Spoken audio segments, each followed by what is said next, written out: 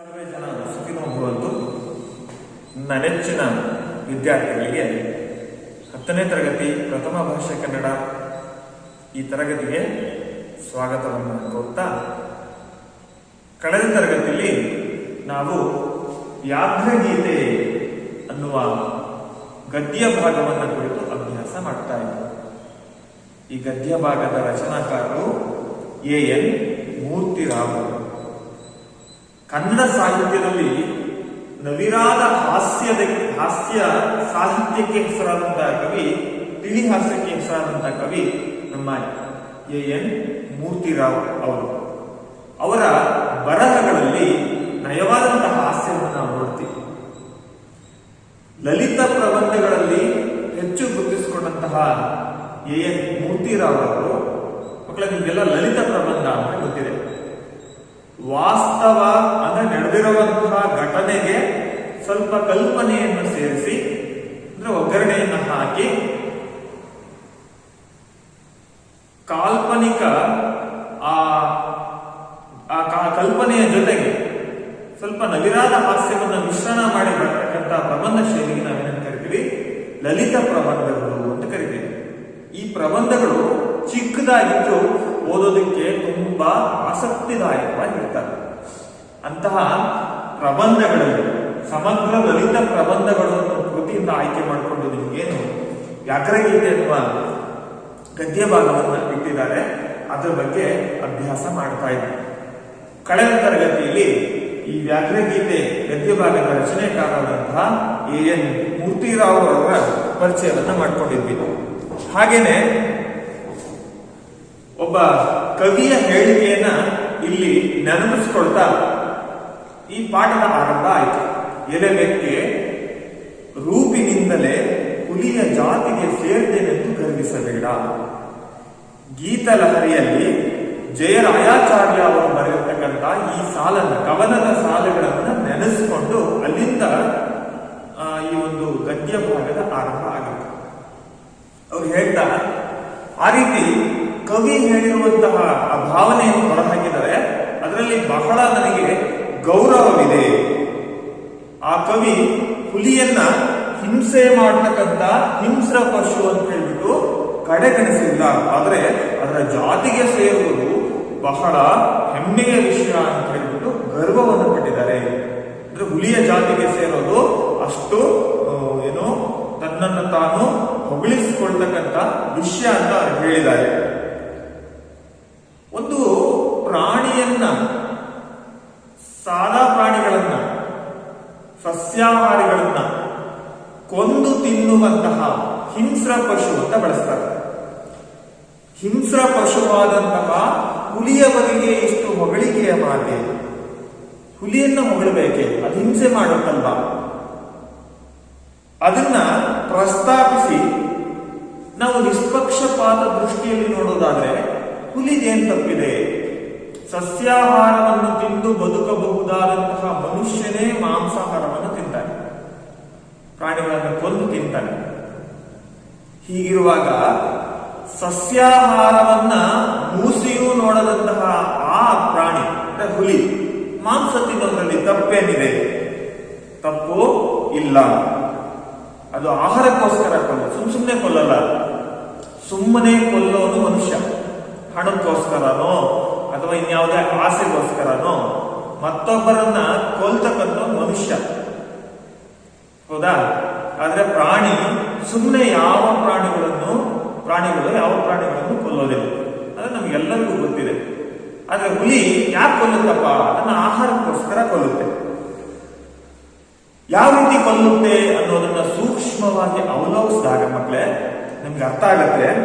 ಏನು, ಏನಾದ್ರೂ ಒಂದು ಧರ್ಮವನ್ನ ಅನುಸರಿಸಿ ಕೊಲ್ಲುತ್ತೋ ಅಥವಾ ಸ್ವೇಚ್ಛೆಯಿಂದ ತನಗಿಷ್ಟ ಬಂದಂಗೆ ಕೊಲ್ಲುತ್ತೋ ಅನ್ನೋದೇ ಒಂದು ದೊಡ್ಡ ಪ್ರಶ್ನೆ. ಇದೇನಿದು ಹುಲಿ ಧರ್ಮ ಅದು ಇದು ಅಂತ ಮಾತನಾಡ್ತಾ ಇರಲ್ಲ, ಎಂತದಿದು? ಈ ರೀತಿ ನಮ್ಮಲ್ಲೇ ಪ್ರಶ್ನೆ ಹಾಕೊಂಡಾಗ ಲೇಖಕರು ಹೇಳ್ತಾರೆ, ನಾನು ಯಾವುದೋ ಬೇರೆ ದೇಶದ ಬೇರೆ ಖಂಡದ ಹುಲಿಯ ಬಗ್ಗೆ ಮಾತನಾಡ್ತಾ ಇಲ್ಲ, ನಾನು ಮಾತನಾಡ್ತಾ ಇರೋದು ನಮ್ಮ ಭರತ ಖಂಡದ ಹುಲಿಗಳ ಬಗ್ಗೆ. ಭರತಖಂಡ ಅಂತಂದ್ರೆ ಶ್ರೀರಾಮ ಆಳಿದಂತಹ ನಾಡಿದು. ಭಗವದ್ಗೀತೆಯಂತಹ ಗ್ರಂಥ ಹುಟ್ಟಿದಂತಹ ನಾಡು. ಇಂತಹ ನಾಡಿನಲ್ಲಿ ಹುಲಿಗಳು, ನಮ್ಮ ರಾಷ್ಟ್ರೀಯ ಪ್ರಾಣಿಯಾದಂತಹ ಹುಲಿ ಎಲ್ಲಾದರೂ ಅಧರ್ಮಕ್ಕೆ ಎಡೆ ಕೊಡೋದುಂಟೆ, ಅಧರ್ಮಕ್ಕೆ ಅವಕಾಶ ಮಾಡಿಕೊಡೋದುಂಟೆ? ಖಂಡಿತವಾಗಿಯೂ ಅಧರ್ಮದ ಹಾದಿಯನ್ನ ಈ ಭರತಖಂಡದ ಹುಲಿಗಳು ಅಧರ್ಮದ ಹಾದಿಯನ್ನು ತುಳಿಯೋದಿಲ್ಲ. ಈ ಮಾತನ್ನು ನಾನು ಒತ್ತಿ ಹೇಳ್ತೇನೆ. ಯಾಕಪ್ಪ ಅಂತಂದ್ರೆ ಈಚೆಗೆ ನನ್ನ ಸಂಬಂಧಿಕ, ಆತನ ಹೆಸರು ಕೃಷ್ಣಮೂರ್ತಿ ಅಂತ. ಏನು? ಕೃಷ್ಣ ಮೂರ್ತಿ. ಯಾರು? ಎನ್ ಮೂರ್ತಿರಾವ್ರವರ ಬಂಧು ಕೃಷ್ಣಮೂರ್ತಿಯವರು ತಮ್ಮ ವಂಶದವರ ಬಗ್ಗೆ, ತಮ್ಮ ವಂಶದವರ ಅನುಭವದ ಬಗ್ಗೆ ಒಂದು ಕಥೆಯನ್ನು ಹೇಳಿದರು. ಆ ಕಥೆಯನ್ನ ತಿಳಿದ ನಂತರ ಹುಲಿಗೆ ಎಂತಹ ಧರ್ಮಶ್ರದ್ಧೆ ಇರುತ್ತೆ. ಮಕ್ಕಳೇ, ನಾನು ಆಗ್ಲೇ ಹೇಳಿದೆ ನಿಮಗೆ, ಲಲಿತ ಪ್ರಬಂಧ ಅಂದ್ರೆ ಇದೆ. ಯಾವುದು? ನೈಜ ಘಟನೆಗೆ ಹೋಲಿಸಿ ಕೆಲವೊಂದು ಕಲ್ಪನೆಗಳನ್ನು ಸೇರಿಸಿ ವಿನೋದ ಬರುವ ರೀತಿಯಲ್ಲಿ ಹಾಸ್ಯ ಮಿಶ್ರಣ ಮಾಡ್ತಾ, ತಿಳಿ ಹಾಸ್ಯವನ್ನ ಸೇರಿಸ್ತಾ ಬರಿತಕ್ಕಂಥ ಪ್ರಬಂಧ ಶೈಲಿಗೆ ನಾವು ಲಲಿತ ಪ್ರಬಂಧ ಅಂತ ಕರೀತೀವಿ. ಹೌದಲ್ವಾ? ಹುಲಿ, ಧರ್ಮ ಇವೆಲ್ಲ ಗೊಂದಲ ಮಾಡ್ಕೊಂಡ್ಬಿಡಿದು ವಿನೋದ ದೃಷ್ಟಿಯಿಂದ ಈ ಪಾಠವನ್ನ ನೋಡೋದನ್ನ ನೀವು ಅನುಸರಿಸಬೇಕು. ಹುಲಿಯ ಬಗ್ಗೆ ಧರ್ಮಶ್ರದ್ಧೆ ಹೇಗಿದೆ ಅನ್ನೋದ್ರ ಅರಿವಾಗಿ ಆದ ಹೇಳಿ ಕೃಷ್ಣಮೂರ್ತಿ ಹೇಳಿದ ನಂತರ ಆಲೇಖಕರಿಗೆ ಹೌದಪ್ಪ, ನಮ್ಮ ಭರತಖಂಡದ ಹುಲಿಗಳಲ್ಲಿ ಸಾಕಷ್ಟು ಧರ್ಮಶ್ರದ್ಧೆ ಇರುತ್ತೆ ಅನ್ನೋ ವಿಷಯ ಯಾರಿಗೆ ಗೊತ್ತಾಯ್ತು? ಲೇಖಕರಾದಂತಹ ಎನ್ ಮೂರ್ತಿರಾವ್ ಅವರಿಗೆ ಗೊತ್ತಾಯ್ತು. ಇಷ್ಟು ಅಂಶಗಳನ್ನ ಕಳೆದ ತರಗತಿಯಲ್ಲಿ ಮಕ್ಕಳು ನೀವು ತಿಳ್ಕೊಂಡಿದ್ರಿ ಅಲ್ವಾ? ಈಗ ಆ ಪಾಠದ ಮುಂದುವರೆದ ಭಾಗವನ್ನು ನಾನು ನೋಡೋಣ. ಯಾವುದು? ಏನ್ ಹೇಳಿದ್ರು? ಕೃಷ್ಣಮೂರ್ತಿ, ಎನ್ ಮೂರ್ತಿರಾವ್ರವರ ಬಂಧುವಾದಂತಹ ಕೃಷ್ಣಮೂರ್ತಿ ಯಾವ ಘಟನೆಯನ್ನ, ತಮ್ಮ ವಂಶದ ಯಾವ ಕಥೆಯನ್ನ ಹೇಳಿದ್ರು ಅನ್ನೋದೇ ಒಂದು ರೀತಿ ಕೌತುಕದ ಕಥೆ. ನೋಡ್ಕೊಳ್ಳಿ. ಕೃಷ್ಣಮೂರ್ತಿಯ ಅಜ್ಜಂದಿರು ತುಮಕೂರು ಜಿಲ್ಲೆಯ ಒಂದು ಹಳ್ಳಿಯವರು. ಕೃಷ್ಣಮೂರ್ತಿಯ ಅಜ್ಜಂದಿರು ತುಮಕೂರು ಜಿಲ್ಲೆಯ ಒಂದು ಹಳ್ಳಿ. ಯಾವ ಹಳ್ಳಿ ಅಂತ ಇಲ್ಲಿ ಹೇಳಿಲ್ಲ. ಒಂದು ಹಳ್ಳಿಯ ಪ್ರಸ್ತಾಪ, ತುಮಕೂರು ಸಮೀಪದ ಒಂದು ಹಳ್ಳಿ ಪ್ರಸ್ತಾಪ ಅಲ್ಲಿ ಬರುತ್ತೆ. ಅವ್ರು ಹೇಳಿರೋ ಬೆಟ್ಟ ಗುಡ್ಡದ ಅಥವಾ ಸ್ಥಳಗಳ ಕೆಲವೊಂದು ಸ್ಥಳಗಳು ಇವತ್ತಿಗೂ ಕೂಡ ಆ ತುಮಕೂರು ಸುತ್ತಮುತ್ತ ಇದಾವೆ. ನಡೆದ ಘಟನೆನೇ, ಅದಕ್ಕೆ ಸ್ವಲ್ಪ ಹಾಸ್ಯವನ್ನ, ಕಲ್ಪನೆಯನ್ನ ಮಿಶ್ರಣ ಮಾಡಿ ಬರೆದಿದ್ದಾರೆ. ಕೃಷ್ಣಮೂರ್ತಿಯ ಅಜ್ಜಂದಿರು ತುಮಕೂರು ಜಿಲ್ಲೆ ಒಂದು ಹಳ್ಳಿಯವರು. ತುಮಕೂರು ಜಿಲ್ಲೆಗೆ ಸಂಬಂಧಪಟ್ಟಂತ ಒಂದು ಹಳ್ಳಿ. ಅವರ ಹಿರಿಯರು ಸಣ್ಣದೊಂದು ಸಂಸ್ಥಾನದಲ್ಲಿ ಮಂತ್ರಿಯಾಗಿದ್ದು ತಮ್ಮ ರಾಜಭಕ್ತಿಗಾಗಿ ಹೆಸರು ಪಡೆದವರು. ಸಂಸ್ಥಾನ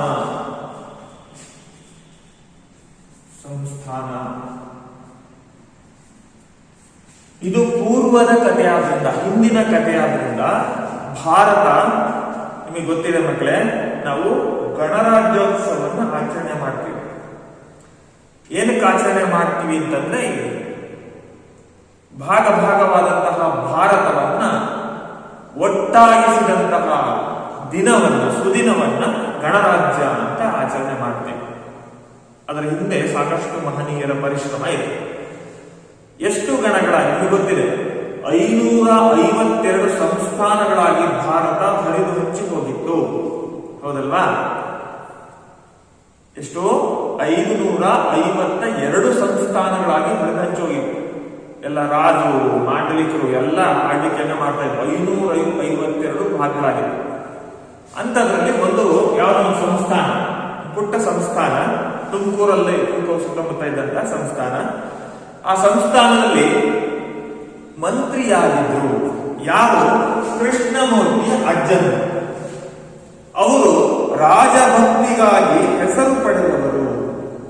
ಅವರು ರಾಜಭಕ್ತಿಗೆ ಹೆಸರಾದಂಥವರು, ಅಂದ್ರೆ ರಾಜನಿಗೆ ವಿಧೇಯರಾಗಿ ನಡೆದುಕೊಂಡಂತವರು. ರಾಜ ಹೇಳಿದಂತೆ ಕೇಳಿ, ಯಾವತ್ತೂ ರಾಜನಿಗೆ ಅಪಚಾರ ಮಾಡದಂತೆ, ಗೌರವಕ್ಕೆ ಚ್ಯುತಿ ಬರದಂತೆ ರಾಜನಲ್ಲಿ ನಂಬಿಕೆಯನ್ನ ಉಳಿಸಿಕೊಂಡಂತವರಾಗಿದ್ದರು ಕೃಷ್ಣಮೂರ್ತಿಯ ಅಜ್ಜನರು. ಕೃಷ್ಣಮೂರ್ತಿ ಅಜ್ಜನರು ಒಂದು ಸಂಸ್ಥಾನದಲ್ಲಿ ಮಂತ್ರಿ ಆಗಿದ್ರು. ರಾಜಭಕ್ತಿಗೆ ಬಹಳಷ್ಟು ಹೆಸರನ್ನ ಗಳಿಸಿದಂತವರಾಗಿದ್ರು. ನಮ್ಮ ಕಥಾನಾಯಕರ ಕಾಲಕ್ಕೆ ಮಂತ್ರಿತ್ವ ಹೋಗಿ ಕೇವಲ ಶಾನುಭೋಗಿಕೆ ಮಾತ್ರ ಉಳಿದಿತ್ತು. ಕಥಾನಾಯಕರ ಕಾಲಕ್ಕೆ ಈಗೇನು ಪ್ರಸ್ತುತ ಹೇಳಲ್ಪಟ್ಟಿದ್ದಾರೆ ಆ ಕಥೆಯ ನಾಯಕ ಒಬ್ರು ಯಾರೋ ಶಾನುಭೋಗರು. ಆ ಕಥೆಯ ನಾಯಕರ ಕಾಲಕ್ಕೆ ಮಂತ್ರಿತ್ವ ಹೋಗಿತ್ತು. ಸಂಸ್ಥಾನ ಅವೆಲ್ಲ ಬದಲಾಗಿದ್ವು, ಆಳ್ವಿಕೆ ಬದಲಾಗಿತ್ತು. ನಿಮ್ಗೆಲ್ಲ ಗೊತ್ತಿದೆಯಲ್ವಾ, ರಾಜ ಆಳ್ವಿಕೆ ಆದ್ಮೇಲೆ ಬ್ರಿಟಿಷರ ಆಳ್ವಿಕೆ ಬಂತು. ಬ್ರಿಟಿಷರ ಆಳ್ವಿಕೆ ಆದ್ಮೇಲೆ ನಮಗೆ ಸ್ವತಂತ್ರ ಬಂತು. ಈಗ ಸರ್ಕಾರಗಳು ಅಸ್ತಿತ್ವದಲ್ಲಿದ್ದಾವೆ. ಮಂತ್ರಿತ್ವ ಹೋಯ್ತು, ಸಂಸ್ಥಾನ ಹೋಯ್ತು. ಅದಾದ ನಂತರ ಶಾನುಭೋಗಿಕೆ ಅಸ್ತಿತ್ವದಲ್ಲಿ ಇತ್ತು. ಶಾನುಭೋಗರು ಅಂತ ಅಲ್ಲಲ್ಲಿ ಊರುಗಳಲ್ಲಿ ಶಾನುಭೋಗರ ಮನೆ ಅಂತ ಕರಿತೀವಲ್ವಾ, ಆ ಶಾನುಭೋಗಿಕೆ ಕಂದಾಯ ವಸೂಲಿ ಮಾಡಿ ಕಟ್ಟುವರೋ ಕೆಲಸ ಅವರು ಆ ಊರಿನಲ್ಲಿ ಒಬ್ಬೊಬ್ಬರನ್ನ ನೇಮಿಸ್ತಾ ಇತ್ತು ಹಿಂದಿನ ಸರ್ಕಾರ. ಅವರನ್ನೇನಂತೀವಿ, ಶಾನುಭೋಗರು ಅಂತ ಕರಿತೀವಿ. ಮಂತ್ರಿತ್ವ ಹೋಗಿತ್ತು, ಕೇವಲ ಶಾನುಭೋಗಿಕೆ ಮಾತ್ರ ಉಳಿದಿತ್ತು. ಆದರೂ ಶಾನುಭೋಗರು ತಮ್ಮ ವಂಶದ ಕೀರ್ತಿಗೆ ಕುಂದು ತರದಂತೆ ಕೀರ್ತಿ ಪುಸ್ತಕವನ್ನು ನಿಷ್ಠೆಯಿಂದ ಕಾಪಾಡಿಕೊಂಡು ಮಸಿಯ ಕಾಣಿಕೆಗಾಗಿ ರೈತರನ್ನು ಪೀಡಿಸದೆ ದೇವರು ಕೊಟ್ಟಷ್ಟರಲ್ಲಿ ತೃಪ್ತಿಗೊಂಡು ಜೀವನ ನಡೆಸುತ್ತಿದ್ದರು. ಆ ಹಿಂದಿನ ಹೆಸರೇನಿತ್ತು ಆ ಹೆಸರಿಗೆ ಒಂದು ಚೂರು ಕುಂದು ತರದಂತೆ, ತೊಂದರೆ ತರದಂತೆ. ಅಂದ್ರೆ ಹಿಂದಿನವರು ಮಂತ್ರಿಗಳಾಗಿದ್ದಂಥವ್ರು, ರಾಜಭಕ್ತಿಗೋಸ್ಕರ ರಾಜನ ಭಕ್ತಿಗೆ ಪಾತ್ರರಾದಂಥವ್ರು, ಬಹಳ ಪ್ರಾಮಾಣಿಕವಾಗಿ ಕೆಲಸ ಮಾಡಿದಂಥವ್ರು, ಅದನ್ನೇ ಮುಂದುವರಿಸಿಕೊಂಡು ಬಂದರು ಶಾನುಭೋಗರು ಕೂಡ. ತಮ್ಮ ವಂಶಕ್ಕೆ ಕುಂದು ತರದಂತೆ, ತೊಂದರೆ ತರದಂತೆ ಕೀರ್ತಿ ಪುಸ್ತಕವನ್ನು,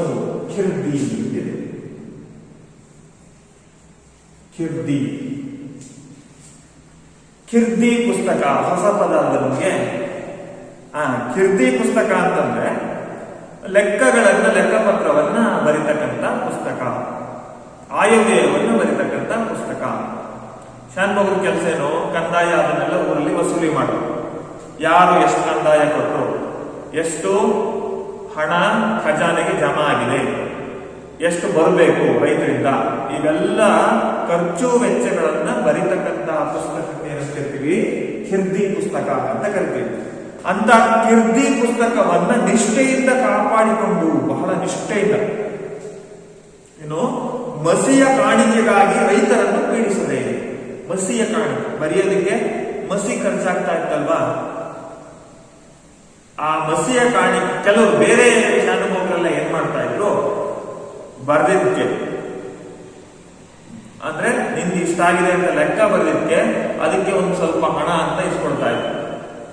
ನಾವು ಈಗಿನ ಕಾಲಕ್ಕೆ ಏನಂತ ಕರಿತೀವಿ, ಈಗಿನ ಕಾಲಕ್ಕೆ ಬಹುತೇಕ ಲಂಚ ಅಂತ ಕರಿತೀವಿ ಅಲ್ವಾ.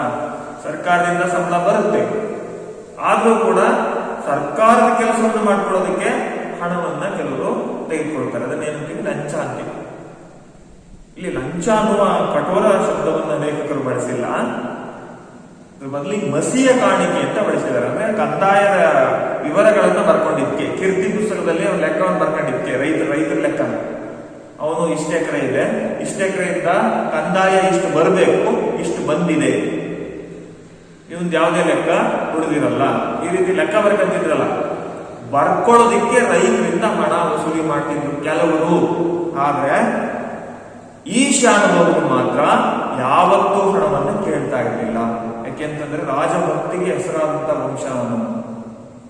ನನ್ನ ಕೆಲಸದಲ್ಲಿ ಯಾವುದೇ ಅಪಚ್ಯುತಿ ಬರದಂತೆ, ನನ್ನ ಕೆಲಸದಲ್ಲಿ ತಪ್ಪಾಗದಂತೆ, ಲೋಪವಾಗದಂತೆ ನಾನು ನೋಡ್ಕೋಬೇಕು ಅಂತ ಹೇಳ್ಬಿಟ್ಟು ಬಹಳ ನಿಷ್ಠೆ, ಪ್ರಾಮಾಣಿಕತೆಯನ್ನು ತಮ್ಮ ಕೆಲಸವನ್ನ ನಿರ್ವಹಿಸ್ತಾ ಇದ್ರು. ಬೇರೆ ಶಾನುಭೋಗರಂತೆ ಮಸಿಯ ಕಾಣಿಕೆಗೆ ಹಣವನ್ನ ಪಡಿತಿರ್ಲಿಲ್ಲ, ಪೀಡಿಸ್ತಿರ್ಲಿಲ್ಲ, ರೈತರನ್ನು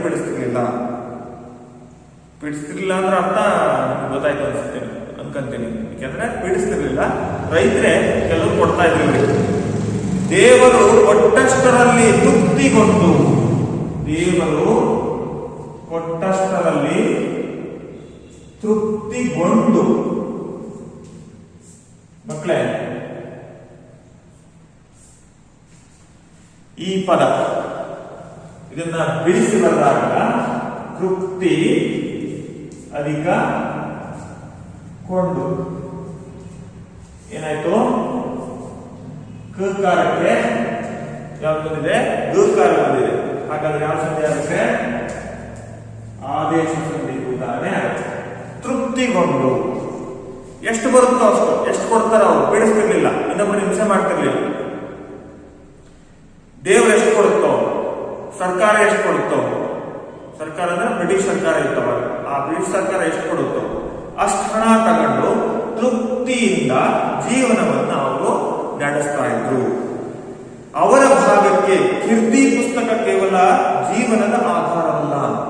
ಅವ್ರ ಭಾಗಕ್ಕೆ ಅವರು ಬರೆದಿದ್ದಂತಹ ಕೀರ್ತಿ ಪುಸ್ತಕ ಏನಿತ್ತು ಅದು ಅವರು ಜೀವನ ನಡೆಸೋದಿಕ್ಕೆ ಇದೇ ಅಪ್ಪ ಆಧಾರ, ನನ್ನ ಜೀವನ ಇದರಿಂದ ಅಪ್ಪ ನಡೀತಾ ಇರೋದು ಯಾವತ್ತೂ ಅವರು ಅನ್ಕೊಂಡಿರ್ಲಿಲ್ಲ. ಅದರ ಬದಲಿಗೆ ಅವರ ರಾಜಭಕ್ತಿಯ ಲಾಂಛನ, ರಾಜನ ಮೇಲೆ ಎಷ್ಟು ಗೌರವ ಇದೆ, ರಾಜನ ಬಗ್ಗೆ ಎಷ್ಟು ನಿಷ್ಠೆ ಇದೆ ಅನ್ನೋದನ್ನ ತೋರಿಸೋದಕ್ಕೆ ಇದೆಯಪ್ಪ, ಕೀರ್ತಿ ಪುಸ್ತಕ ಇದೆಯಪ್ಪ. ರಾಜಭಕ್ತಿಯ ಲಾಂಛನವಾಗಿ, ಚಿಹ್ನೆಯಾಗಿ ಅದಿತ್ತು, ಜೀವನಾಧಾರವಾಗಿ ಅದು ಇರಲಿಲ್ಲ. ಅಂದ್ರೆ ಜೀವನೋಪಾಯಕ್ಕೋಸ್ಕರ ಕೀರ್ತಿ ಪುಸ್ತಕ ಬರೀತಿರ್ಲಿಲ್ಲ, ರಾಜಭಕ್ತಿಗೋಸ್ಕರ ಕೀರ್ತಿ ಪುಸ್ತಕವನ್ನು ಅವರು ಬರಿತಾ ಇದ್ರು. ಒಂದ್ಸರಿ ಏನಾಯ್ತಪ್ಪ ಅಂತಂದ್ರೆ ಅವರು ಇರಸಾಲಿಗೆ ಚಿಕ್ಕನಾಯಕನಹಳ್ಳಿಗೆ ಹೋಗಿದ್ದರು. ಇರಸಾಲಿ ಅಂತಿದೆ,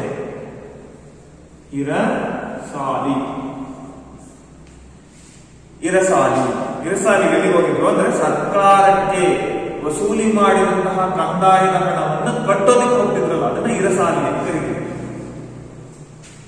ಅಂದ್ರೆ ಸರ್ಕಾರಕ್ಕೆ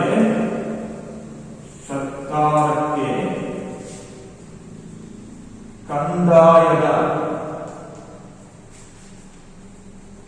ಹಣ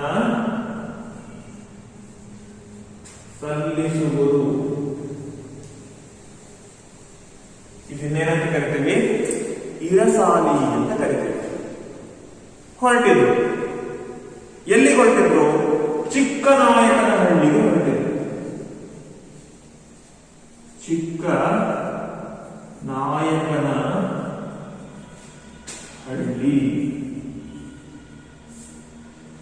ಚಿಕ್ಕನಾಯಕನಹಳ್ಳಿ ಮಕ್ಕಳೇ, ಚಿಕ್ಕನಾಯಕನಹಳ್ಳಿ ಅನ್ನೋದು ತುಮಕೂರು ಜಿಲ್ಲೆಯಲ್ಲಿ ಇದೆ.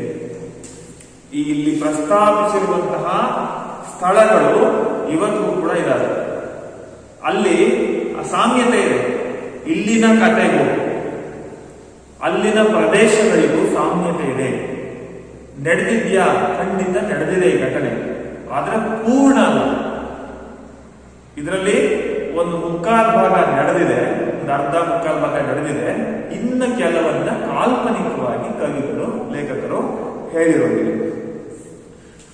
ಚಿಕ್ಕನಾಯಕನಹಳ್ಳಿಗೆ ಹೋಗಿದ್ದು ನಿಜ. ಯಾರೋ ಶಾನ್ರು ಯಾಕೆ ಹೋಗಿದ್ರು? ಇರಸಾಲಿಗೋಸ್ಕರ ಹೋಗಿದ್ರು. ಒಂದ್ಸರಿ ಯಾವಾಗ್ಲೂ ಹೋಗ್ತಾ ಇದ್ರು. ಅವಾಗ ಹೋಗಿ ಕಂದಾಯ ಕಟ್ಟೋದು ಬರೋದು ಮಾಡ್ತಾ ಇದ್ರು. ಖಜಾನೆಗೆ ಹಣ ಕಟ್ಟಿ ಸ್ನೇಹಿತರನ್ನು ನೋಡಿಕೊಂಡು, ಎಲ್ಲಿ? ಚಿಕ್ಕನಾಯಕನಹಳ್ಳಿಯಲ್ಲಿರುವ ಅವರ ಸ್ನೇಹಿತರು, ಅವರನ್ನು ನೋಡಿಕೊಂಡು ಅಲ್ಲಿಂದ ವಾಪಸ್ಸು ಹೊರಡುವ ವೇಳೆಗೆ ಅಲ್ಲಿಂದ ವಾಪಸ್ ಆಗ್ತಾ ಇದ್ರು. ಸಂಜೆ 6 ಗಂಟೆಯಾಗಿತ್ತು. ಅವರು ಚಿಕ್ಕನಾಯಕನಹಳ್ಳಿಗೆ ಹೋಗಿ ಖಜಾನೆಗೆ ಕಂದಾಯ ಹಣ ಕಟ್ಟಿ ಅಲ್ಲಿದ್ದಂತಹ ಸ್ನೇಹಿತರೆಲ್ಲ ಮಾತಾಡಿಸ್ಕೊಂಡು ಮತ್ತೆ ವಾಪಸ್ಸು ಬರ್ಬೇಕಾಗಿತ್ತು. ಎಲ್ಲರೂ ಮಾತಾಡಿಸ್ಕೊಂಡ್ರು. ಸಮಯ ನೋಡಿದ್ರೆ ಆಗ್ಲೇ 6 ಗಂಟೆ ಆಗಿತ್ತು. ಅವಾಗೇನು ಮೋಟರ್ ಬೈಕು ಅಥವಾ ವಾಹನಗಳಿರಲಿಲ್ಲ. ನಟರಾಜ ಸರ್ವಿಸ್ ಅಂದ್ರೆ ನಡ್ಕೊಂಡೇ ಹೋಗ್ಬೇಕಾಗಿತ್ತು, ನಡ್ಕೊಂಡೇ ಬರ್ಬೇಕಾಗಿತ್ತು. 6 ಗಂಟೆ ಆಗಿತ್ತು. ಅವರು ತಮ್ಮ ಹಳ್ಳಿಯನ್ನು ತಲುಪಬೇಕಾದರೆ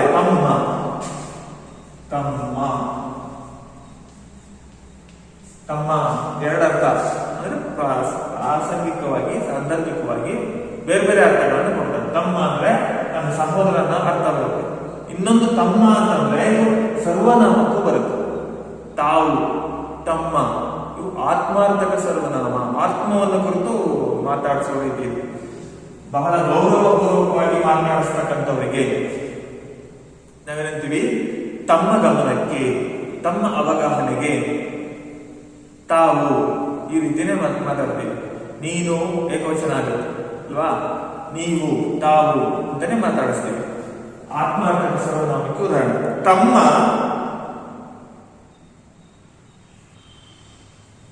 ಹಳ್ಳಿಯನ್ನು ತಲುಪಬೇಕಾದ, ಆ ಹಳ್ಳಿ ಹೆಸರಿಲ್ಲ ನೋಡಿ, ಹಳ್ಳಿ ಯಾವುದು ಅಂತಿಲ್ಲ. ಆದ್ರೆ ನಮಗೆ ಗೊತ್ತಾಗುತ್ತೆ ತುಮಕೂರು ಜಿಲ್ಲೆ ಚಿಕ್ಕನಾಯಕನಹಳ್ಳಿ ಸಮೀಪನೇ ಇದ್ದಂತಹ ಒಂದು ಹಳ್ಳಿ ಅಂತ. ತಮ್ಮ ಹಳ್ಳಿಯನ್ನು ತಲುಪಬೇಕಾದ್ರೆ ಮದಲಿಂಗನ ಕಣಿವೆಯನ್ನು ದಾಟಿ ಹೋಗಬೇಕು. ಒಂದು ಕಣಿವೆ ಬರುತ್ತೆ. ಕಣಿವೆ ಅಂತ ಗೊತ್ತಿದೆ ನಿಮಗೆ. ಕಣಿವೆ ಅಂತಂದ್ರೆ ಗುಡ್ಡಗಳ ಭಾಗ, ಗುಡ್ಡಗಳ ನಡುವಿನ ಜಾಗ ಏನಿದೆ ಅದನ್ನು ನಾವೇನ್ತೀವಿ, ಕಣಿವೆ ಅಂತ ಕರಿತೀವಿ. ಆ ಕಣಿವೆ ದಾಟಿ ಹೋಗ್ಬೇಕು. ಮದಲಿಂಗನ ಕಣಿವೆ ಅಂತ ಹೆಸರು. ಆ ಕಣಿವೆ ಹೆಸರೇನು? ಮದಲಿಂಗನ ಕಣಿವೆ. ಮದಲಿಂಗನ ಕಣಿವೆ. ಮಕ್ಕಳೇ, ಈ ಹೆಸರು ಕೂಡ ಇದೆ. ಚಿಕ್ಕನಾಯಕನಹಳ್ಳಿ ಹತ್ರ ಒಂದು ಕಣಿವೆ ಇದೆ, ಅದರ ಹೆಸರು ಮದಲಿಂಗನ ಕಣಿವೆ ಅಂತ. ಇವತ್ತು ಕೂಡ ಅನೇಕ ಜನ ಚಾರಣಿಗರು ಅಂದ್ರೆ ಬೆಟ್ಟ ಗುಡ್ಡ ಹತ್ತಾರಲ್ಲ ಅಂತವ್ರನ್ನ, ಅಂದ್ರೆ ಸಾಹಸಕ್ಕೋಸ್ಕರ ಹತ್ತಾರಲ್ಲ ಅಂತವ್ರನ್ನ ಚಾರಣಿಗರು ಅಂತ ಕರಿತೀವಿ. ಅಂತಹ ಚಾರಣಿಗರಿಗೆ ಮತ್ತೆ ಪ್ರವಾಸಿಗರಿಗೆ ಇವತ್ತು ಕೂಡ ಆಕರ್ಷಣೀಯ ಸ್ಥಳವಾಗಿದೆ ಮದಲಿಂಗನ ಕಣಿವೆ ಅಂತ. ನಮ್ಮ ಮಲೆನಾಡಿನ ಬೆಟ್ಟಗಳು ಹೇಗೆ ಬರ್ತಾವೋ ಆ ರೀತಿ ಮದಲಿಂಗನ ಕಣಿವೆ ಕೂಡ ಕೆಲವು ಬೆಟ್ಟಗಳನ್ನ ಹೊಂದಿದೆ. ಏನಿದು ಮದಲಿಂಗನ ಕಣಿವೆ ಅಂತ ಹೆಸರಾಗಿ ಬಂತು ಅನ್ನೋದಕ್ಕೊಂದು ಕಥೆ ಇದೆ.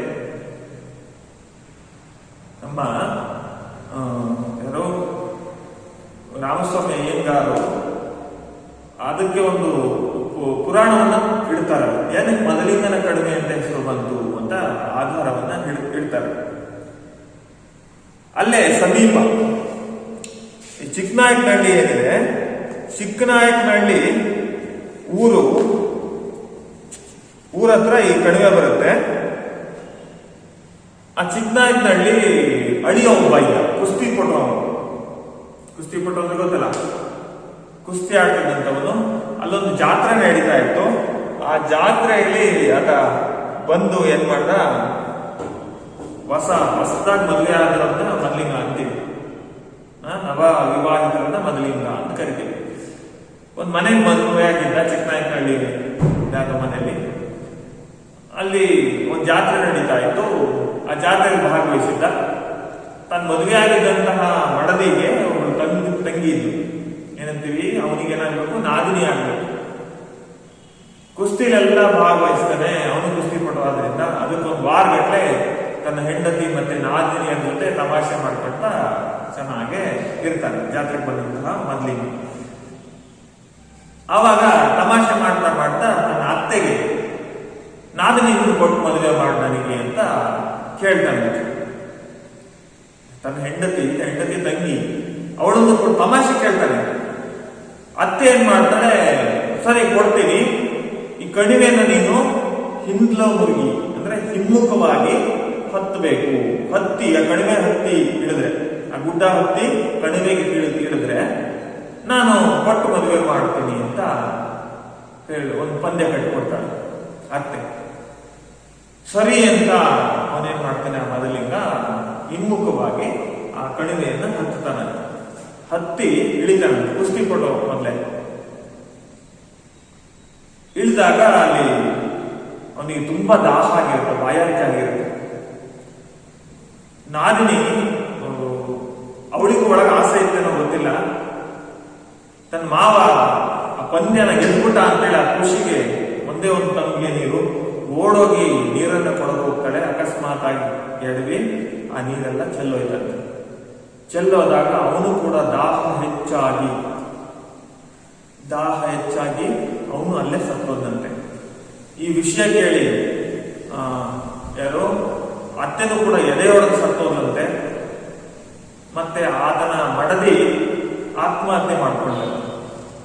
ಅವನು ಸತ್ತ ನಂತರ ಆ ಕಣಿವೆಗೆ ಆ ಜಾಗದಲ್ಲಿ ಸತ್ತಲ್ಲ, ಕಣಿವೆ ಜಾಗದಲ್ಲಿ ಸತ್ತ ಅವಾಗಲಿಂದ ಆ ಕಣಿವೆಗೆ ಮದಲಿಂಗನ ಕಣಿವೆ ಅಂತ ಹೆಸರಿಟ್ಟಿದ್ದಾರೆ. ಇವತ್ತಿಗೂ ಕೂಡ ಅದು ಹೆಸರುವಾಸಿ. ಮದಲಿಂಗನ ಕಣಿವೆ ಅಂತಾನೆ ಒಂದು ದೊಡ್ಡ ಫಲಕವನ್ನು ಅಲ್ಲಿ ಹಾಕಿದ್ದಾರೆ, ನೀವು ನೋಡ್ಬೋದು. ಆ ಮದಲಿಂಗನ ಕಣಿವೆಯನ್ನ ದಾಟ್ಕೊಂಡು ಹೋಗ್ಬೇಕಾಗಿತ್ತು ಚಿಕ್ಕನಾಯಕನಹಳ್ಳಿ. ಅವರೂರಿಂದ ಚಿಕ್ಕನಾಯಕನಹಳ್ಳಿಗೆ ಹೋಗ್ಬೇಕು ಅಂತ ದಾಟ್ಕೊಂಡು ಹೋಗ್ಬೇಕಾಗಿತ್ತು.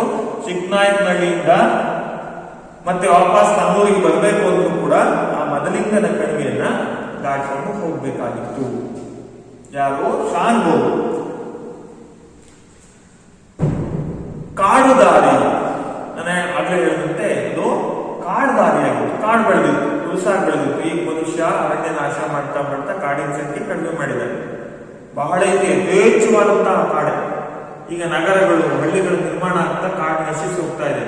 ಹೊಲಗಳನ್ನ ಮಾಡ್ತಾ ಮಾಡ್ತಾ ಕಾಡು ನಶಿಸಿ ಹೋಗ್ತಾ ಇದೆ. ಆದ್ರೆ ಹಿಂದೆ ಯಥೇಚ್ಛ ಪ್ರಮಾಣದಲ್ಲಿ ಕಾಡಿತ್ತು. ಅದು ಕೂಡ ಕಾಡಾಗಿತ್ತು. ಕಾಡ್ದಾರಿ ಕಾಡಲ್ಲಿ ನಡ್ಕೊಂಡು ಹೋಗ್ಬೇಕಾಗಿತ್ತು.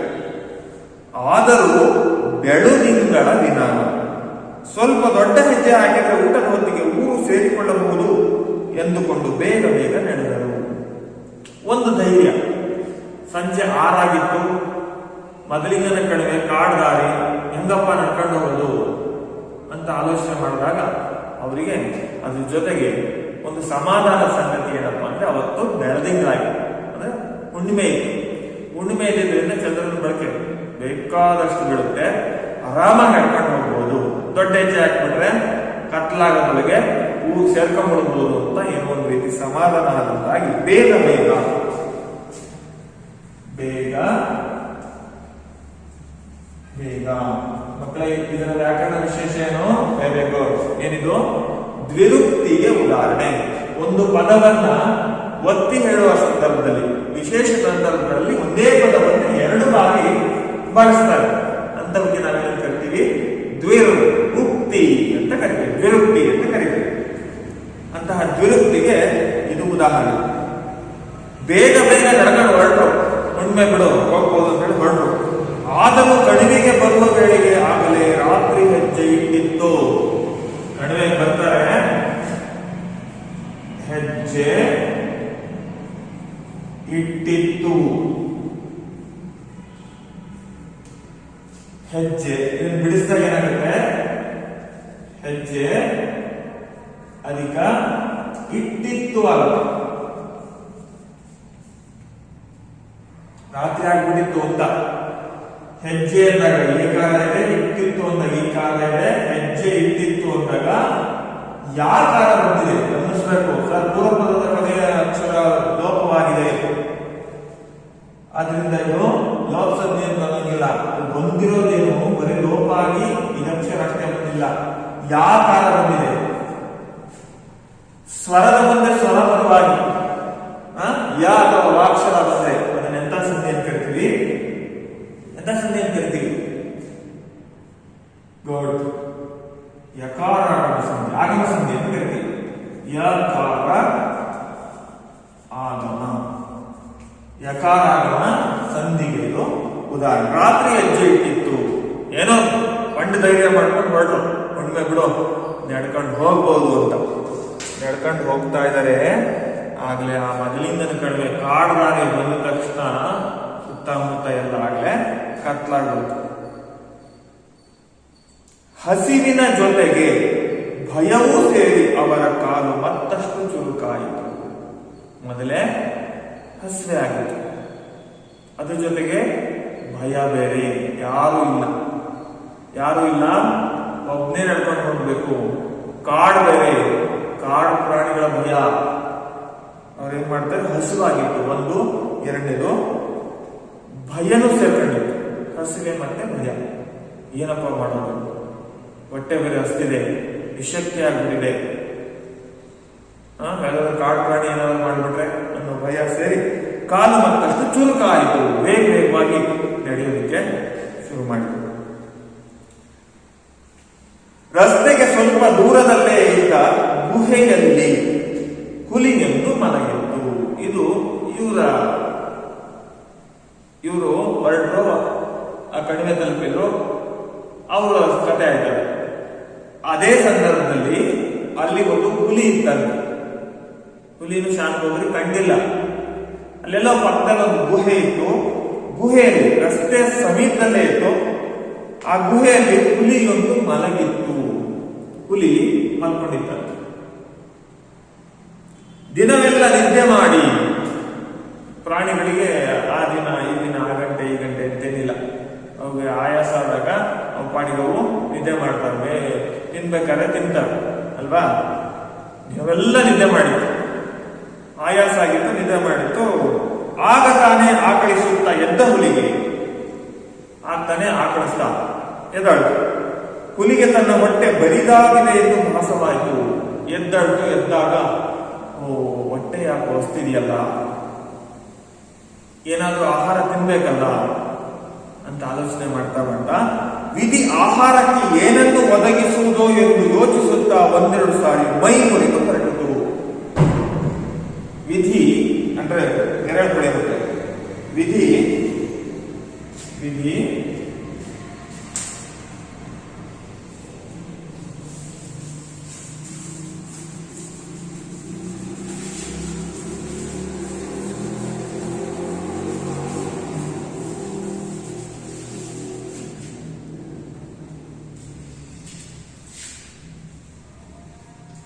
ವಿಧಿ ಆಹಾರಕ್ಕಾಗಿ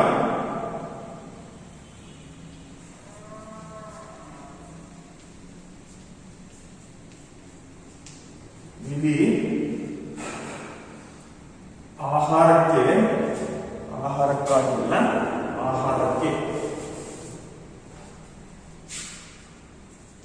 ಆಹಾರಕ್ಕೆ ಏನನ್ನು ಒದಗಿಸುವುದೋ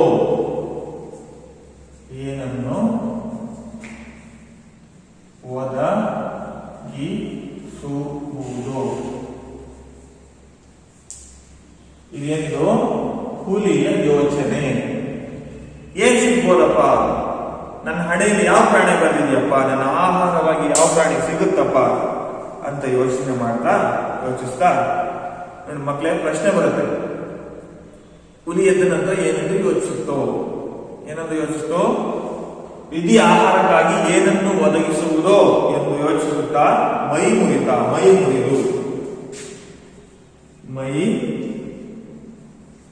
ಮುರಿ ಎಂದಿದೆ. ಮೈ ಮುರಿ. ಮಕ್ಕಳೇ, ಕಳೆದ ತರಗತಿಯಲ್ಲಿ ಸಮಾಸದ ಬಗ್ಗೆ ಹೇಳಿದೆ ಅಲ್ವಾ? ಇದನ್ನು ವಿಗ್ರಹಿಸ್ತೇನೆ. ನೀವು ಸಮಾಸ ಯಾವುದು ಅಂತ ಹೇಳಬೇಕು. ಮೈಯನ್ನು ಅಧಿಕ ಮುರಿ, ಮೈಯನ್ನು ಅಧಿಕ ಮುರಿ, ಮೈ ಮುರಿ. ಪೂರ್ವ ಪದ ದ್ವಿತೀಯ ವಿಭಕ್ತಿ ಪ್ರತ್ಯಯವನ್ನು ಹೊಂದಿದೆ, ಉತ್ತರ ಪದ ಕ್ರಿಯಾಪದವಾಗಿದೆ. ಹಾಗಾದ್ರೆ ಯಾವ ಸಮಾಸ ಇದು? ವೆರಿ ಗುಡ್, ಕ್ರಿಯಾ ಸಮಾಸಕ್ಕೆ ಉದಾಹರಣೆ.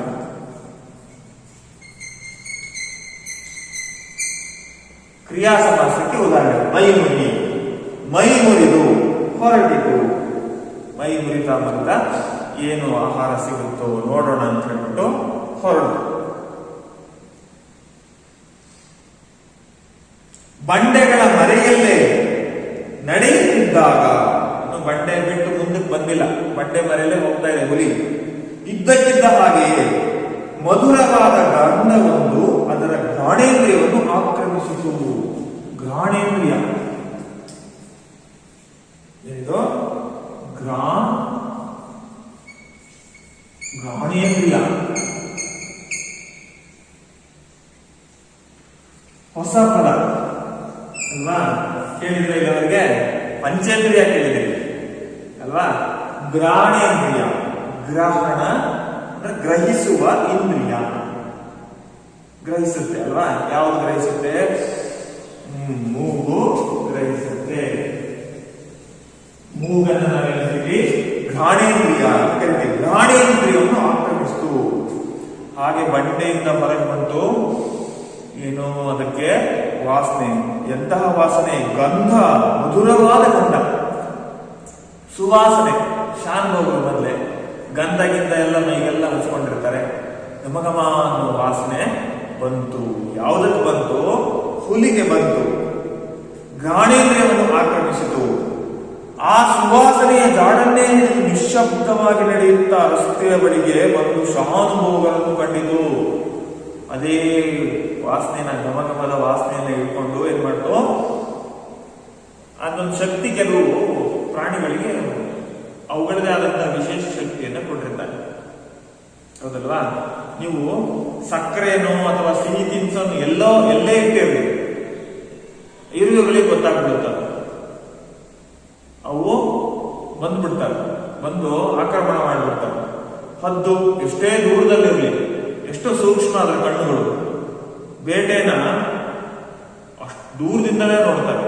ಅದೇ ರೀತಿ ಸಿಂಹ ಆಗಿರ್ಬೋದು, ಹುಲಿ ಆಗಿರ್ಬೋದು, ಹೌದಲ್ವಾ?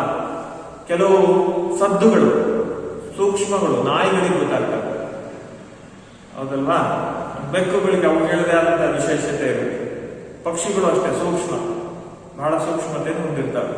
ಹುಲಿಗೆ ವಾಸನೆ ಗ್ರಹಿಸೋದು ಸುಲಭ, ಸುಮಧುರವಾದಂತಹ ಗಂಧ ಮೂಲಿಗೆ ಅದೇ ವಾಸನೆಯನ್ನು ಹಿಡಿದು ನಿಶ್ಶಬ್ದವಾಗಿ ಸುವಾಸನೆ ಜಾಡನ್ನೇ ಹಿಡಿದು, ಸುವಾಸನೆಯ ಸುಳಿವನ್ನ ಹಿಡಿದು ಏನ್ ಮಾಡ್ತು, ನಿಶ್ಶಬ್ದವಾಗಿ ರಸ್ತೆಯ ಬಳಿ ಬರುತ್ತೆ, ಬಂದು ನೋಡುತ್ತೆ. ನೋಡಿದ್ರೆ ಅದಕ್ಕೆ ಆ ಹುಲಿಗೇನು ಗೊತ್ತಿಲ್ಲ ಶಾನುಭೋಗ ಅಂತ, ನಮಗ್ ಗೊತ್ತಲ್ವಾ? ಕಥೆಯ ನಾಯಕರಾದಂತಹ ಶಾನುಭೋಗರನ್ನ ಕಂಡು ಅವರ ದುಂಡು ದುಂಡಾದ ಶರೀರವನ್ನು ನೋಡಿ ಹುಲಿಗೆ ಪರಮಾನಂದವಾಯಿತು. ಹೇಳ್ಕೊಳ್ಳಿ, ಅವರ ದುಂಡು ದುಂಡಾದ ಶರೀರವನ್ನು ನೋಡಿ ಹುಲಿಗೆ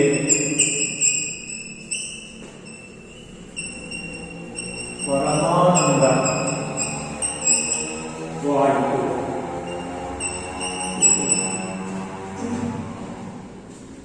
ಬಂದು ನೋಡುತ್ತೆ ಮಕ್ಕಳೇ, ಆ ಹುಲಿ ಬಹಳ ಏನೋ ಸಂತೋಷದಿಂದ ಸಂತೋಷ ಆಗ್ಬೇಕು. ಯಾಕೆ ಅಂತಂದ್ರೆ ಶಾನುಭೋಗರು ಹೇಗಿದ್ರು, ದುಂಡು ದುಂಡಾಗಿ, ದುಂಡು ಅಂದ್ರೆ ಗೊತ್ತಲ್ಲ, ತಪ್ಪುಗೆ ಒಳ್ಳೆ ಕಟ್ ಮಸ್ತಾಗೆ ಇದ್ರು, ಗುಂಡು ಗುಂಡಕ್ಕಿದ್ರು, ಹೌದಾ? ಸಿಕ್ತಪ್ಪ, ಒಳ್ಳೆಯ ಪ್ರಶ್ನೆ ಬರುತ್ತೆ. ಹುಲಿಗೆ ಪರಮಾನಂದವಾಗಲು ಕಾರಣವೇನು? ನೀವೇನೇನ್ಬೇಕು, ಆಗ್ತಾನೆ ಎದ್ದಂತಹ ಹುಲಿಗೆ ಹೊಟ್ಟೆ ಚುರುಕಂತು, ಹೊಟ್ಟೆ ಹಸುವಾಗಿರೋದು ಗೊತ್ತಾಯ್ತು, ವಿಧಿ ಯಾವ್ದು ಆಹಾರ ಒದಗಿಸುತ್ತೋ ಅಂತ ಫಲ ಬಂತು. ಅವಾಗ ಗಂಧ ಒಂದು ಮೂಗನ್ನ ತಾಕ್ತು, ಮೂಗನ್ನ ತಾಕಿದಂತ ಅದರ ಜಾಡನ್ನು ಹಿಡಿದು ಬಂದಂತಹ ಹುಲಿಗೆ ರಸ್ತೆಯಲ್ಲಿ ನಡೆದುಕೊಂಡು ಹೋಗುತ್ತಿದ್ದಂತಹ ಶಾನುಭೋಗರ ಇರುವುದರ ದುಂಡು ದುಂಡಾದ ಶರೀರವನ್ನು ನೋಡಿ ಹುಲಿಗೆ ಪರಮಾನಂದವಾಯಿತು. ಬಹಳ ಸಂತೋಷ ಆಯ್ತು ಅದಕ್ಕೆ. ಹುಲಿಯ ಆನಂದಕ್ಕೆ ಕೊರತೆ ಹೊಂದಿತ್ತು, ಆದ್ರೆ ಬಹಳ ಸಂತೋಷ ಆಗ್ತಾ ಇದ್ದು. ಆ ಪ್ರಮಾಣ ಸ್ವಲ್ಪ ಒಂದೇನೋ ಅಡಿಕೆ ಇತ್ತು, ಸ್ವಲ್ಪ ಏನೋ ಕಡಿಮೆ, ಸಂಪೂರ್ಣ ಪರಮಾನಂದ ಆಗಲಿಲ್ಲ. ಅದಕ್ಕೊಂದು ಕೊರತೆ. ಏನ್ ಕೊರತೆ? ಆ ಶಾನುಭೋಗರು ಹುಲಿಗೆ ಅಭಿಮುಖರಾಗಿರದೆ ಅದರ ಕಡೆಗೆ ಬೆನ್ನು ತಿರುಗಿಸಿ ನಡೆಯುತ್ತಿದ್ದರು. ಅದು ಬಂದು ನೋಡಿದಾಗ ಶಾನುಭೋಗರು ನಡ್ಕೊಂಡು ಹೋಗೋ ಕಡೆಗೆ ಹೋಗ್ತಾ ಇದ್ರು. ಆ ಹುಲಿಗೆ ಶಾನುಭೋಗರ ಮುಖ ಕಾಣ್ತಿರ್ಲಿಲ್ಲ, ಮುಂಭಾಗ ಕಾಣ್ತಿರ್ಲಿಲ್ಲ, ಶಾನುಭೋಗರ ಬೆನ್ನು ಕಾಣ್ತಾ ಇತ್ತು. ಅದು ಹುಲಿಗೆ ಬೇಸರ ಆಗಿತ್ತು. ಯಾಕಪ್ಪ ಬೇಸರ ಆಯ್ತು ಅಂತಂದ್ರೆ, ಯಾರನ್ನೇ ಆಗಲಿ ಭರತ ಖಂಡದ ಹುಲಿಗಳು, ಮಕ್ಕಳೇ ಕಳೆದ ತರಗತಿಯಲ್ಲಿ ಹೇಳಿದ್ದಲ್ಲ, ಎಲ್ಲಿ ಶ್ರೀರಾಮನಂತ ರಾಜರು ಆಳಿದರು, ಭಗವದ್ಗೀತೆ ಅಂತ ಗ್ರಂಥ ಉದ್ಭವಿಸಿತು, ಅಲ್ಲಿ ಹುಲಿಯಾದರೂ ಅಧರ್ಮಕ್ಕೆ ಎಡೆ ಕೊಡುವುದಂತೆ ಯಾರನ್ನೇ ಆಗಲಿ ಭರತ ಖಂಡದ ಹುಲಿಗಳು ಹಿಂದಿನಿಂದ ಹಾರಿ ಕೊಲ್ಲುವುದಿಲ್ಲ. ಇದನ್ನು ಬರೀಬೇಕು. ಪ್ರಶ್ನೆ ಕೇಳ್ತಾರೆ, ಭರತಖಂಡದ ಹುಲಿಗಳು ಹಿಂದಿನಿಂದ ಹಾರಿ ಕೊಲ್ಲದಿರಲು ಕಾರಣವೇನು ಅಂತ. ನೀವು ಆ ಉತ್ತರವನ್ನು ಆಯ್ಕೆ ಮಾಡಿ ಇದನ್ನು ಸ್ವಲ್ಪ ಆರಿಸಿಕೊಂಡು ಬರೀಬೇಕು. ಭರತಖಂಡದ ಹುಲಿಗಳು ಹಿಂದಿನಿಂದ ಹಾರಿ ಕೊಲ್ಲುವುದಿಲ್ಲ, ಶತ್ರುವನ್ನಾದರೂ ಸರಿಯೇ ಆತ ಬೆನ್ನು ತಿರುಗಿಸಿರುವಾಗ ಕೊಲ್ಲುವುದು ಧರ್ಮವಲ್ಲವಷ್ಟೇ. ಯಾವುದೇ ವ್ಯಕ್ತಿಯಾಗಲಿ ಅಥವಾ ಆ ಹುಲಿಯ ಶತ್ರುನೇ ಆಗಲಿ, ಭರತಖಂಡದ ಹುಲಿಗಳು ಮಾತ್ರ ಯಾವುದೇ ಕಾರಣಕ್ಕೂ ಬೆನ್ನು ತೋರಿಸ್ಕೊಂಡು, ಅಂದ್ರೆ ಹಿಂದಿನಿಂದ ಆಕ್ರಮಣ ಮಾಡಿ ಕೊಲ್ಲೋದು ಅವುಗಳ ಜಾಯಮಾನದಲ್ಲಿ ಇಲ್ಲ. ಹೇಳಿದ್ನಲ್ಲ, ಕಲ್ಪನೆ, ಆಸೆಗೋಸ್ಕರ ಕಲ್ಪನೆಗಳನ್ನು ಸೇರಿಸಿ ಬರೆಯೋದು ಈ ಲಲಿತ ಪ್ರಬಂಧದ ವೈಶಿಷ್ಟ್ಯ. ಆಯ್ತಾ? ಹಿಂದಿನಿಂದ ಹಾರಿ ಕೊಲ್ಲಬಾರದು, ಅದು ಧರ್ಮ ಅಲ್ಲ, ಹುಲಿಗಳ ಧರ್ಮ ಅಲ್ಲ ಅನ್ನೋ ನಂಬಿಕೆ ಇತ್ತು ಹುಲಿಗಳಲ್ಲಿ.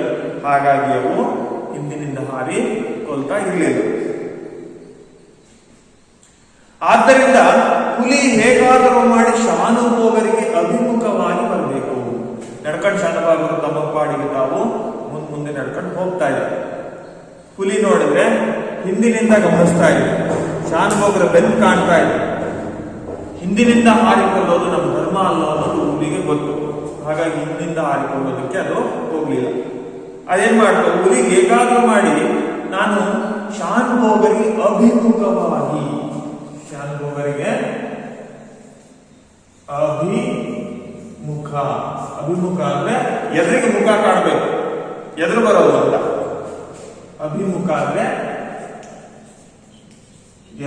ಎದುರು ಬರೋದು, ಮುಂಭಾಗದಲ್ಲಿ ಬರೋದು, ಮುಂಭಾಗದಿಂದ ಬರೋದು, ಮುಖಕ್ಕೆ ಮುಖ ಕಾಣುವ ಹಾಗೆ ಬರೋದು. ಅಂದ್ರೆ ಅವರಿಗೆ ಇವ್ರ ಮುಖ ಕಾಣಬೇಕು, ಇವರಿಗೆ ಅವ್ರ ಮುಖ ಕಾಣಬೇಕು. ಅಂದ್ರೆ ಹುಲಿಗೆ ಶಾನುಭೋಗರ ಮುಖ ಕಾಣಬೇಕು, ಶಾನುಭೋಗರಿಗೆ ಹುಲಿಯ ಮುಖ ಕಾಣಬೇಕು. ಆ ರೀತಿ ಬರೋದನ್ನ ಅಭಿಮುಖ ಅಂತ ಕರೀತೀವಿ. ಬೆಳಿಗ್ಗೆ ಪೂರ್ವಕ್ಕೆ ಮುಖ ಮಾಡಿ, ನಮ್ಮ ಮುಖ ಮಾಡಿ ನಿಂತ್ರೆ ಸೂರ್ಯನಿಗೆ ನಾವು ಅಭಿಮುಖವಾಗಿರ್ತೇವೆ, ಹೌದಲ್ವಾ? ಆ ರೀತಿ ಏನಾದ್ರೂ ಮಾಡಿ ನಾನೇನ್ ಮಾಡ್ಬೇಕು, ಶಾನುಭೋಗರಿಗೆ ಎದುರುಗಡೆ ಬರಬೇಕು ಅಂತ ಆಲೋಚನೆ ಮಾಡ. ಆದರೆ ಅವರನ್ನು ಹಾದು ಮುಂದೆ ಹೋಗುವುದು ಕಷ್ಟ. ಕಾಡ್ದಾರಿ ಅಲ್ವಾ? ಕಾಡ್ದಾರಿ ಅಂದ್ರೆ ದಾರಿ ಮಾತ್ರ ಇತ್ತು, ಹೆಂಗೋ ಸುತ್ತಕೊಂಡು ಬರೋದು ಕಷ್ಟ, ಸುತ್ತಾಕೊಂಡು ಬರೋದಕ್ಕೆ ಕಷ್ಟ ಆಗ್ತಾ ಇತ್ತು, ಮುಂದೆ ಬರೋದು ಕಷ್ಟ. ಏನ್ ಮಾಡ್ಬೇಕು, ಆ ದಾರಿಲೇ ಏನಾದ್ರೂ ಮಾಡಿ ಶಾನುಭೋಗರ ಮುಂದಕ್ಕೆ ಬರಬೇಕು. ಹೆಂಗ್ ಬರೋದು ಅಂತ ಆಲೋಚನೆ ಮಾಡ್ತಾ ಅವರನ್ನು ಹಾದು ಮುಂದೆ ಹೋಗುವುದು ಕಷ್ಟ ಆಗಿತ್ತು. ಅಲ್ಲೆಲ್ಲ ಏನು ಸಸ್ಯ ರಾಶಿ, ಮುಳ್ಳು ಅವೆಲ್ಲ ಇದ್ದಿದ್ರಿಂದ ಅಲ್ಲಷ್ಟು ಹೋಗೋದು ಕಷ್ಟ ಆಗಿತ್ತು. ಹಾಗಾಗಿ ಏನ್ ಮಾಡೋದು ಅಂತ ಆಲೋಚನೆ ಮಾಡ್ತಾ ಅದೇನ್ ಮಾಡುತ್ತೆ, ಅಭಿಮುಖವಾಗಿ ಬರುವ ಪ್ರಯತ್ನವನ್ನು ಮಾಡುತ್ತೆ. ಅಭಿಮುಖವಾಗಿ ಬರುವ ಪ್ರಯತ್ನವನ್ನ ಮಾಡುತ್ತೆ. ಹೇಗ್ ಮಾಡುತ್ತೆ? ನಿಶಬ್ದವಾಗಿ ಅವನ ಹಿಂದೆಯೇ ನಡೆದು, ಯಾರ ಹಿಂದೆ? ಶಾನುಭೋಗರ ಹಿಂದೆ. ನಿಶಬ್ದವಾಗಿ ಅವನು ಇವನು ಕೂಡ ಸರ್ವನಾಮ, ಅವನ ಹಿಂದೆಯೇ ನಡೆದು ಅನಂತರ ಅವನ ಮುಂಭಾಗಕ್ಕೆ ನೆಗೆದು. ಅನಂತರ ಹೇಗೋ ನಿಶಬ್ದವಾಗಿ ಹೋಗೋದು, ಹೋಗಿ ಅವನ ಸಮೀಪ ಹೋದ ತಕ್ಷಣ ಏಕಾಏಕಿ ಹುಲಿಗೆ ಹಾರೋದು ಸುಲಭ. ಈ ಹುಲಿ, ಚಿರತೆ, ಸಿಂಹಗಳು ಓಡ್ತವೆ. ಸ್ವಲ್ಪ ಇವು ಹೋಲಿಸ್ಕೊಂಡ್ರೆ ಶಕ್ತಿಶಾಲಿ ಪ್ರಾಣಿ, ಸ್ವಲ್ಪ ಸೋಂಬೇರಿ. ಚಿರತೆ ಬಹಳ ವೇಗವಾಗಿ ಓಡುತ್ತೆ, ಹುಲಿನೂ ಕೂಡ ವೇಗವಾಗಿ ಓಡುತ್ತೆ. ಮೈ ಉದುರಿಸ್ಕೊಂಡು ಅವ್ರ ಹಿಂದೆನೆ ಹೋಗೋದು. ಹತ್ರ ಸಮೀಪಿಸಿದಾಗ ಏಕಾಏಕಿ ಮುಂದಕ್ಕೆ ನೆಗೆದು ತಿರುಗಿ ಮುಂಭಾಗಕ್ಕೆ ಬಂದು ಅವ್ರ ಮೇಲೆ ಆಕ್ರಮಣ ಮಾಡೋದು ಇದು ಹುಲಿಯ ಲೆಕ್ಕಾಚಾರ. ನಿಶ್ಶಬ್ದವಾಗಿ ಅವನ ಹಿಂದೆ ನಡೆದು ಅನಂತರ ಅವನ ಮುಂಭಾಗಕ್ಕೆ ನೆಗೆದು ಕೂಡಲೇ ತಿರುಗಿ ಅವರ ಮೇಲೆ ಬೀಳಬೇಕು.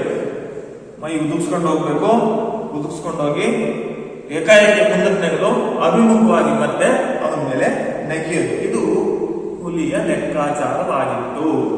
ಆ ಲೆಕ್ಕಾಚಾರ ಹಾಕೊಳ್ಳೋದು. ತನ್ನ ಬಡ ಬಂಧುವಾದ ಬೆಕ್ಕಿನಂತೆ ದೇಹವನ್ನು ಹುದುಗಿಸಿಕೊಂಡು, ತನ್ನ ಬಡ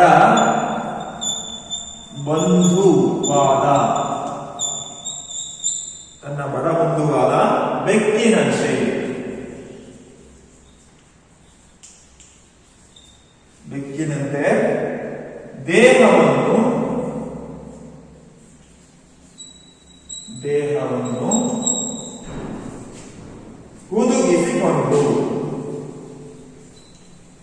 ಹುದುಗಿಸಿಕೊಂಡು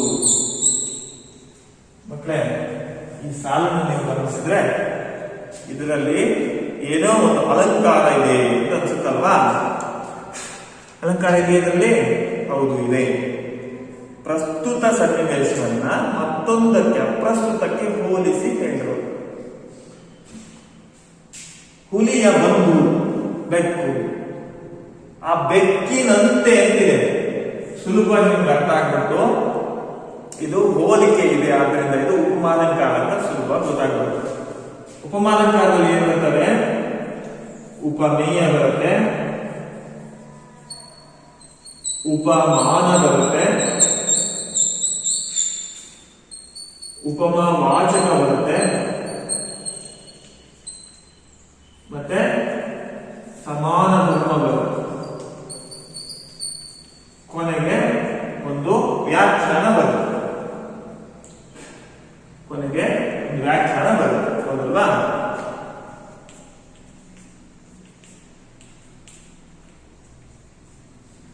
ಉಪಮೇಯ ಯಾವುದು?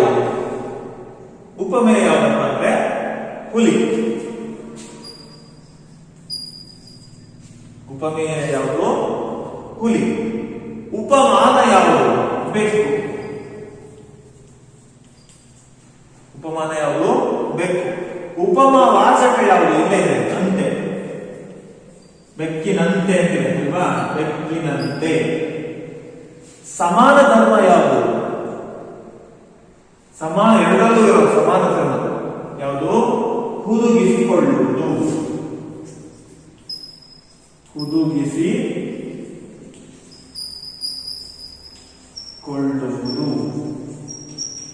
ಹುದುಗಿಸಿಕೊಳ್ಳುವುದು ಅಂದ್ರೆ ಅಡಿಸ್ಕೊಳ್ಳೋದು.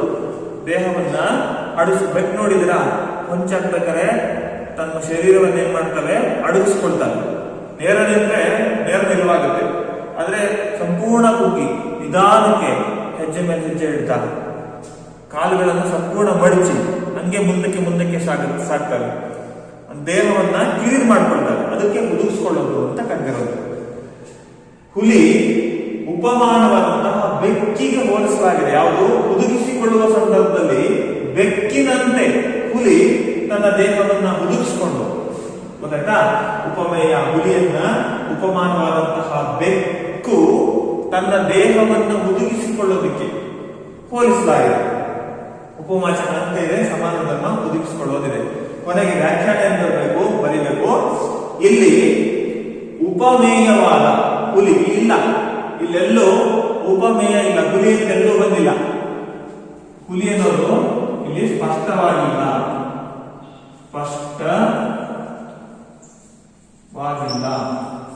ಅಂತ ಬರೀಬಹುದು. ಅಂದ್ರೆ ಹುಲಿ ಇಲ್ಲ, ನಮಗೆ ಅರ್ಥ ಗೊತ್ತಿದೆ, ಹಂಗಾಗಿ ನಾವೇನ್ ಮಾಡಿದ್ವಿ, ಅದನ್ನು ಬರೆದ್ವಿ. ಉಪಮೇಯ ಸ್ಪಷ್ಟವಾಗಿಲ್ಲ ಅಂತ ಬರೆದು ಕೂಡ ಅಂಕಗಳು ಸಿಗ್ತವೆ. ಉಪಮಾನ ಬೆಕ್ಕು, ಉಪಮಾವಾಚಕ ಅಂತೆ, ಸಮಾನ ಧರ್ಮ ಹುದುಗಿಸಿಕೊಳ್ಳುವುದು. ಇಲ್ಲಿ ಉಪಮೇಯವಾದ ಹುಲಿ ತನ್ನ ದೇಹವನ್ನ ಹುದುಗಿಸಿಕೊಳ್ಳುವುದನ್ನು, ಉಪಮಾನವಾದ ಬೆಕ್ಕು ತನ್ನ ದೇಹವನ್ನ ಹುದುಗಿಸಿಕೊಳ್ಳುವುದಕ್ಕೆ ಹೋಲಿಸಲಾಗಿದೆ. ಬೆಕ್ಕಿನಂತೆ ಅಂತಿದೆ, ಹೋಲಿಸಲಾಗಿದೆ. ಉಪಮೇಯ ಮತ್ತು ಉಪಮಾನಗಳ ನಡುವೆ ಹೋಲಿಕೆ ಇರುವುದರಿಂದ ಇದು ಯಾವುದು? ಉಪಮಾಲಂಕಾರ.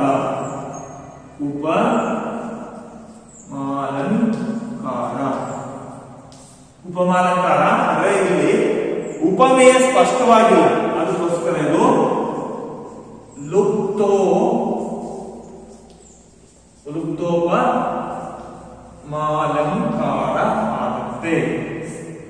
ಲುಪ್ತೋಪಮಾಲಂಕಾರ ಆಗುತ್ತೆ. ಯಾಕೆಂದ್ರೆ ಉಪಮೇಯ ಸ್ಪಷ್ಟವಾಗಿಲ್ಲ, ಆ ಕಾರಣದಿಂದ.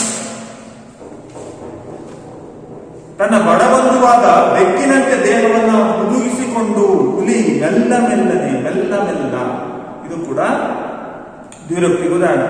ಮೆಲ್ಲ ಮೆಲ್ಲನೆ ಶಾನುಭೋಗರ ಹತ್ತಿರ ಸರಿಯಿತು. ನಿಧಾನಕ್ಕೆ ಹೋಗ್ತಾ ಶಾನುಭೋಗರ ಹತ್ರ ಹೋಯಿತು. ಮುಂದೇನಾಯ್ತು? ಶಾನುಭೋಗರ ಮೇಲೆ ಹುಲಿ ಆಕ್ರಮಣ ಮಾಡ್ತಾ ಇಲ್ವಾ? ಇವೆಲ್ಲವೂ ಮುಂದಿನ ತರಗತಿಯಲ್ಲಿ ನಾವು ನೋಡೋಣ. ಅರ್ಥವಾಯ್ತಾ ಮಕ್ಕಳ? ಇದಕ್ಕೆ ಸಂಬಂಧಪಟ್ಟಂತಹ ಕೆಲವು ಪ್ರಶ್ನೆಗಳನ್ನ ಬರ್ಕೊಡಿ. ಅದು ನಾಳಿನ ಚಟುವಟಿಕೆ, ನಾಳಿನ ಮನೆ ಕೆಲಸದಲ್ಲಿ ನೀವು ಮಾಡಿಕೊಂಡು ಆಗಮಿಸಬೇಕು. ಭರತಖಂಡದ ಹುಲಿಗಳು ಇಂದಿನಿಂದ ಆಕ್ರಮಣ ಮಾಡುವುದಿಲ್ಲ ಏಕೆ? ಮೊದಲನೇ ಪ್ರಶ್ನೆ, ಭರತಖಂಡದ ಹುಲಿಗಳು ಇಂದಿನಿಂದ ಆಕ್ರಮಣ ಮಾಡುವುದಿಲ್ಲ ಏಕೆ? ಎರಡನೇದು, ಮಲಗಿ ಎದ್ದ ಹುಲಿ ಏನೆಂದು ಆಲೋಚಿಸಿತು? ಮಲಗಿ ಎದ್ದಂತಹ ಹುಲಿ ಏನೆಂದು ಆಲೋಚಿಸಿತು? ಒಂದು ವಾಕ್ಯದ ಪ್ರಶ್ನೆ, ಕೀರ್ತಿ ಪುಸ್ತಕ ಎಂದರೇನು? ಕೀರ್ತಿ ಪುಸ್ತಕ ಎಂದರೇನು? ಇಷ್ಟು ಪ್ರಶ್ನೆಗಳನ್ನ ಉತ್ತರಿಸಿಕೊಂಡು ನಾಳೆ ಬರಬೇಕು. ಅರ್ಥವಾಯ್ತಾ?